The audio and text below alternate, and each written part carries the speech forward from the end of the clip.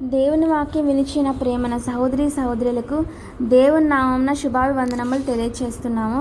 ఈరోజు వేకుమన్న ఫిబ్రవరి 27వ తారీఖుది జీవముతో కూడిన నిరీక్షణ లేక మృతమైన నిరీక్షణ.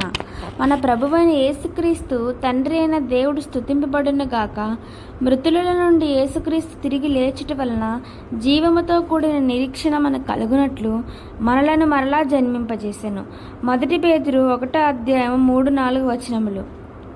ఇచ్చట అపోస్తులకు పేతురు ఒక జీవము గల లేక జీవించుచున్న నిరీక్షణ గురించి మాట్లాడుచున్నాడు. 2 విధములైన నిరీక్షణలు కలవు: జీవము గల నిరీక్షణ మరియు మృతమైన నిరీక్షణ.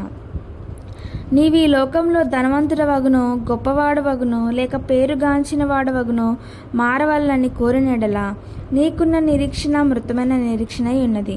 నువ్వు గొప్పవాడుగా కావాలని నీవు నిర్మించుకొనిన నిరీక్షణలు అన్నీ నీ యొక్క మరణముతో అంతమొందును. యేసుక్రీస్తు పునరుద్ధానము ద్వారా మనం పొందు జీవము గల నిరీక్షణ ఎటువంటిది?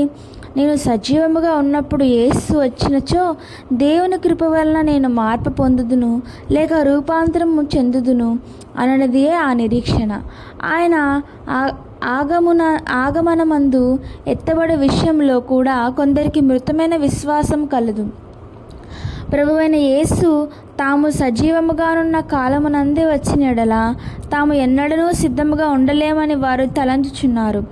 ప్రభువైన యేసు వచ్చినప్పుడు కొనుపోబడవాలనగా తాము వ్యాధి పడకలో ఉండి పరిశుద్ధపరచబడి చనిపోవాలన్నది వారికి ఉండు పరితాపకరమైన నిరీక్షణ ఉన్నది. ఇది నిశ్చయముగానే ఒక మృతమైన నిరీక్షణ ఉన్నది. అపోస్తలుడు పౌలు ఏమి చెప్పుచున్నాడో చూడండి. ప్రభు రాకడ కొరకు సజీవులమై నిలిచియుండు మనము నిద్రించిన వారి కంటే ముందుగా ఆయన సన్నిధి చేరము. క్రీస్తునందుండి మృతులైన వారు మొదట లేతురు.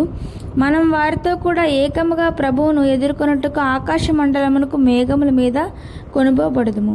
1 తెస్సలోనిక 4:15-17 వచనముల వరకు. మరో మాటలో చెప్పాలంటే క్రీస్తు వచ్చినప్పుడు మనలో ఈ భూమి మీద సజీవులై ఉండువారు అనగా మనలో కొనుపోబడటను గుర్చిన నిరీక్షణ లేక రూపాంతరం యొక్క నిరీక్షణ గలవారై ఈ భూమి మీద జీవించేవారు మధ్యాకాశంలో ఆయన సంధించుదురు. ప్రేమైన దేవుని బిడ్డ, నీకు ఏ విధమైన నిరీక్షణ కలదు? జీవంతో కూడిన నిరీక్షణ లేక మృతమైన నిరీక్షణ?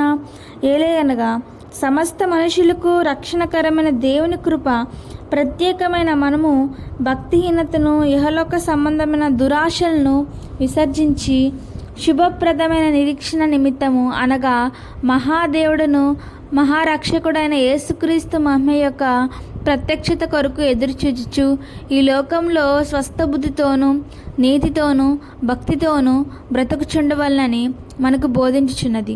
తీతుకు 2:11-13 వరకు. దేవుని కృప మన జీవితమును నింపినడల మనకు ఒక జీవముతో కూడిన నిరీక్షణ ఉండును. ఇంకను జీవము గల నిరీక్షణ గలవారు మాత్రమే జీవము గల క్రైస్తవులుగా ఉండగలరు. దేవుని నామమునకు స్తోత్రం. Praise the lord.